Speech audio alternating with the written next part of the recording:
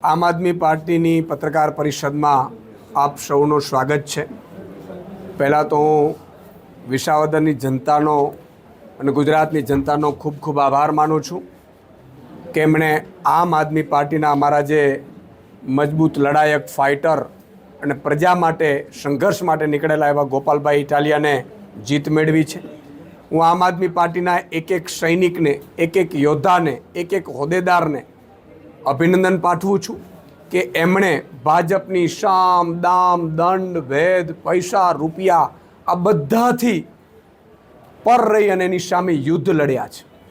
આમ આદમી પાર્ટીનો એક એક સૈનિક છેલ્લા કેટલાય સમયથી વિસાવદરની ભૂમિમાં વિસાવદરની જનતા માટે એ લડાઈ લડતા હતા। એટલી હદે ભાજપે તાનાશાહી કરી હતી, એની સામે આ વિસાવદરના ખેડૂતોનો, વિસાવદરના માલધારીઓનો, વિસાવદરના નાગરિકોની જીત છે। 54 લાખ ખેડૂતોની જીત છે।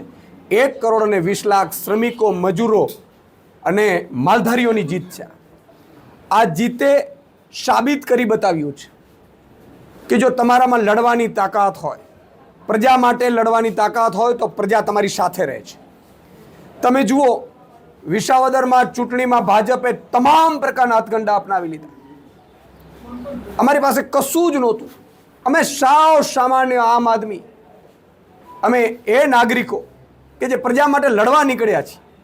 નથી સત્તા અમારી પાસે, નથી સંપત્તિ, નથી કશું જ નહીં। પ્રજા ખુદ લડી રહી હતી અને અમારી સાથે જો હતું તો પ્રજાનું પ્રેમ હતું।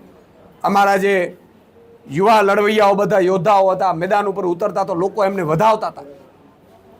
આજે આ ગોપાલભાઈ ઇટાલિયાની જીત નથી, 54 લાખ ખેડૂતોની, માલધારીઓની, શ્રમિકોની જીત છે। આજે આમ આદમી પાર્ટીના એક એક સૈનિક જે ભાજપની સામે લડવા માંગે છે એની જીત છે। આ જીત આખા ગુજરાતમાં એક મેસેજ જશે કે ભાજપને કોઈ જો હરાવી શકે એમ હોય। ભાજપે શું અત્યાર સુધી ખેલ કર્યા છે? ભાજપ લોકપ્રિય નથી ગુજરાતમાં। ભાજપને મજબૂત સામે વિકલ્પ નહોતું મળતું। કોંગ્રેસ પક્ષ 30 વર્ષથી હરાવવા માંગે છે પરંતુ ભાજપને હરાવી નથી શકી। એના જેટલા પણ લીડરો હતા એને ભાજપે સામ દામ દંડ ભેદ લઈને પોતાનામાં લઈ લીધા। લગભગ 70 જેટલા લીડરો। છેલ્લે તમે જુઓ, 6 ધારાસભ્યો કોંગ્રેસના, 5 થી 6 ધારાસભ્યો ગયા અને 5 થી 6 ધારાસભ્યોમાં આમ આદમી પાર્ટીએ પણ એમને મદદ કરી, ઉમેદવાર ન ઊભા રાખીને, છતાંય કોંગ્રેસને જીતી ન શકી। ભાજપે આમ આદમી પાર્ટી ઉપર હાથ નાખ્યો હતો। અમારા ઉમેદવારોની સામ દામ દંડ ભેદ કરીને કંઈ મેં સાંભળ્યું હતું કે સીડીઓ પણ બહાર પાડી અને એને ડરાવ્યો, ધમકાવ્યો અને એને રાજીનામું અપાવડાવ્યું હતું। પણ એને એ ખબર નથી આ ગુજરાતનો આમ આદમી છે। આ ગુજરાતના લડવૈયા સંઘર્ષો છીએ। અમે પામવા માટે રાજનીતિમાં નથી આવ્યા અને એટલા માટે એ સીટ પાછી ગુજરાતની જનતાએ પાછી ભાજપની તાનાશાહી સામે લડીને લાવી છે। આ ગુજરાતની જનતા લાવી છે, આમ આદમી લાવ્યો છે। આ બેરોજગારો, ખેડૂતો, વંચિતો, શોષિતો જે અંદરથી ચાહી રહ્યા હતા કે કોક અમારા માટે સંઘર્ષની લડાઈમાં આવે, અને એટલા માટે ગુજરાતમાં એક મેસેજ ગયો છે। કોંગ્રેસે ઉમેદવાર પણ ઊભો રાખ્યો ભાજપના કહેવાથી, મેં સાંભળ્યું હતું। એની ડિપોઝિટ પણ રહી નથી, આપ જાણી શકો છો। અને એટલા માટે આખા ગુજરાતમાં મેસેજ ગયો છે। કોંગ્રેસના નીચેના કાર્યકર્તાઓ છે, બિચારા ખૂબ સારા છે, ખૂબ મહેનત કરે છે। 30 વર્ષથી એને એમ કે અમે ભાજપને હરાવી લેશું, હરાવી લેશું, હરાવી લેશું, પણ ઉપરના નેતાઓ ખબર નહીં શું ધંધાદારી બની ગયા છે કે સેટિંગબાજ થઈ ગયા છે કે ઠેકડા મારીને કાં ભાજપમાં જાય ને કાં ભાજપ માટે કામ કરે, જેમ રાહુલ ગાંધીએ કીધું। અને એટલા માટે આમ આદમી પાર્ટી ઉપર આખા ગુજરાતની ઉમ્મીદ હતી અને અમે ઉમ્મીદ ઉપર ખરા ઉતર્યા છે। અમે કશું જ નથી કર્યું। ચૂંટણી જનતા લડી છે ને ચૂંટણી જનતા જીતી છે। અમે બસ એના સંઘર્ષના સાથી બનીને ઊભા રહ્યા છીએ। ગોપાલ ઇટાલિયા હોય, અમારા તમામ લીડરો હોય, બસ લડવા માટે અમે આવ્યા છીએ। મને અફસોસ ત્યારે થયો તો 2022માં કેટલીક જગ્યાએ મજાક ઉડાડતા હતા ભાજપના લોકો કે તમે ખેડૂત કરો છો, તમે ગરીબો શ્રમિકોની વાત કરો છો, અમે આ રહ્યા ઉદ્યોગપતિથી સાથે ચાલીને પૈસાથી ખરીદી લઈએ છીએ। એને આજે લપડાક થઈ છે। રૂપિયાથી તમે ઉમેદવારો ખરીદી શકશો, પ્રજાને ખરીદી નથી શકાતી।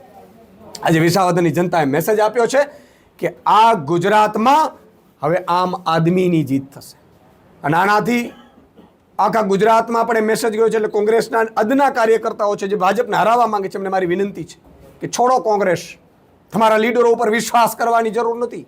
કાં તો એ ઠેકડા મારી જશે અને કાં તો એ તમારા સોદાઓ કરશે, પણ તમારે જો ભાજપને હરાવી હોય તો એક જ પાર્ટી ગુજરાતમાં છે, એ આમ આદમી પાર્ટી છે. અને આમ આદમી પાર્ટી લડાવી શકે છે, લડી શકે છે. અમે ગોળીઓ ખાવા પણ તૈયાર થઈએ પ્રજા માટે. અને એની આ જીત છે. જીતમાં હું તમામ અભિનંદન આપું છું. કોડીમાં ભાજપને પણ, અહીંયા આમ આદમીને અભિનંદન આપું છું. હાર્યા એને હતાશ થવાની જરૂર નથી. જે ચૂંટણીની હાર જીત ચાલતી રહેતી હોય છે. મેં કાર્યકર્તાઓને પણ કહું છું, કોઈ ઉન્માદમાં એવો કોઈ મેસેજ નહીં નાખે કે જેથી કરીને કોઈની લાગણીને ઠેસ પહોંચે. ચૂંટણીઓ છે, ચૂંટણીઓ ખેલદીડીથી લડાતી હોવી જોઈએ. ચૂંટણીઓ ખેલદીડીથી આપણે પ્રજાની સેવા કરવામાં આવે છે. અમને જીત મળી છે, અમારી જવાબદારી પ્રજાએ વધારી છે. પાછા 5 પાંડવો થયા છે. એ 5 પાંડવોને વિધાનસભામાં એને પ્રજાનો અવાજ બનવું પડશે. અને અમે ખાતરી આપી છે, ગોપાલભાઈ ઇટાલિયા અને 5 પાંડવો વિધાનસભામાં ફરીથી ગુંજવશે વિધાનસભા. એટલે મારી એક વિનંતી એ છે, મેં ઘણા બધા ભાજપના જે નેતાઓ છે એમની પણ જોઈ છે મેં, એ પણ આ નવી ભાજપથી કંટાળી ગયા છે કે શું તમે રૂપિયાથી ખરીદો છો? ડરાવો, ધમકાવો, દારૂ વેચવા, બૂથ કેપ્ચરિંગ કરવા, આ ભાજપ નહોતું. આ ભાજપમાં કબજો કરેલા કેટલાક નેતાઓએ પાર્ટીને હાઈજેક કરી છે. અને એટલે જ કેટલાક પૂર્વ મંત્રીઓએ પત્ર લખ્યા છે. એ બધા સૌને મારી વિનંતી છે, આવો આમ આદમી પાર્ટીમાં, આવો આમ આદમી પાર્ટી ક્યાંય સેટિંગ નહીં કરે. અમને તમને વિશ્વાસ આપીએ છીએ. અમે ગોળી ખાશું, અમે મરી જશું આ પ્રજા માટે, પણ પ્રજાને ક્યારેય દ્રોહ નહીં કરીએ. અને જ્યારે દ્રોહ થયું તો અમે એવો ઉમેદવાર ઊભો રાખ્યો, પ્રજાને પૂછીને ઉમેદવાર ઊભો રાખ્યો, અને પ્રજાએ જીતાડ્યો છે. પ્રજાએ વિશ્વાસ મૂક્યો છે. આજે ખરેખર મારું હૈયું ભરાઈ આવે છે આ જનતાને લઈને. બધા એમ કહેતા હતા ગુજરાતની જનતા જેવી સમજદાર જનતા નથી સાહેબ. અને આ 5મું ધારાસભ્ય ફરીથી આમ આદમી પાર્ટીએ ભાજપને હરાવીને જીત્યો છે. જનતાની જીત છે. અને આગામી સમયમાં માનનીય અરવિંદ કેજરીવાલજી ગુજરાત આવશે. અમે પાર્ટીમાં પાર્ટી જોડો અભિયાન, આમ આદમી જોડો અભિયાન ચલાવીશું. અને આખા ગુજરાતમાં હવે એક જ પાર્ટી લડી શકે એમ છે ભાજપની સામે, ભાજપની તાનાઈ સામે, ભાજપની ભ્રષ્ટાચાર સામે. ભાજપે કેટલી બધી રણનીતિ કરી. દારૂની ગાડીઓ ઉતારી મેં સાંભળ્યું, રૂપિયા વહેંચ્યા, સામા પક્ષવાળા વચ્ચે પક્ષવાળાને, ત્રીજા પક્ષવાળાને એણે ફોડ્યા. ક્યાંય પ્રજાએ સહન ન કર્યું. પ્રજા સમજદાર છે. પ્રજાને તમે દિલથી જીતી શકશો. આ તો લોકશાહી છે. પ્રજા જેને પણ સત્તા આપે એને સત્તા મળવાની છે. પણ પ્રજા ઉપર તમે અત્યાચાર કરશો, પ્રજા ઉપર તમે લૂંટ ચલાવશો, પ્રજા ઉપર તમે ભ્રષ્ટાચાર કરશો, પ્રજાને તમે ડરાવશો, ધમકાવશો, રૂપિયાથી ધારાસભ્યો ખરીદશો, તો 2 દિવસ તમે ધારાસભ્યો તમારા ખરીદેલા તમારી પાસે રહેશે. પણ આ જ પ્રજા બીજી વાર વારો આવશે ને ત્યારે લપડાક આપશે. એટલે આ ચૂંટણી ગુજરાતની ઉમ્મીદ બનીને આવવાની છે.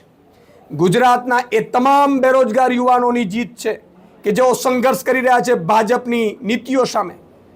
આ જીત તમામ ખેડૂતોની જીત છે, મજૂરોની જીત છે, શ્રમિકોની જીત છે. અને અમે કોઈ ઉન્માદમાં આવવાના નથી. અમે આ વખતે ભાજપે જે બૂથની રણનીતિ કરી હતી છેલ્લા 2 દિવસમાં ફેરવી નાખીશું, એને પણ અમે ઊંધી પાડી દીધી છે.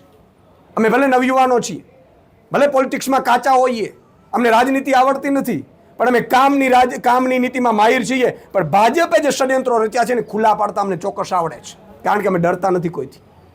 દારૂની ગાડીઓ તમે જોઈ હશે, રૂપિયાની લેલમછેલ બહાર પાડી હતી. પ્રજાની વચ્ચે અમે ગયા. અમને ખબર હતી પોલીસ ફરિયાદ નહીં થાય. અમને એ પણ ખબર હતી કે બૂથ કેપ્ચરિંગ થશે, કોઈની ધરપકડો નહીં થાય. અમારે નથી જોતું. તો પ્રજાના હાથમાં આવશે ને ત્યારે પ્રજા દબાવી દેશે બટન, અને દબાવી દીધું. એટલે ભાજપને પણ કહેવા માંગુ છું કે છોડો આ તાનાશાહી. હજી તમારી પાસે 2.5 વર્ષ છે.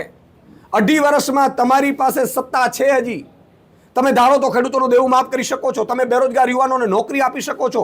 તમે ગરીબો, વંચિતો, શોષિતોને ભ્રષ્ટાચાર કરે છે ભાજપના મંત્રીઓ, એને તમે જેલમાં નાખી શકો છો. હજી તમારી પાસે તક છે. એટલે મારી વિનંતી છે, સૌ આમ આદમી પાર્ટીનો કાર્યકર્તાની આ જીત છે. એક લડાયક યોદ્ધાની જીત છે. આ ગરીબો, શ્રમિકો અને વંચિતોની જીત છે.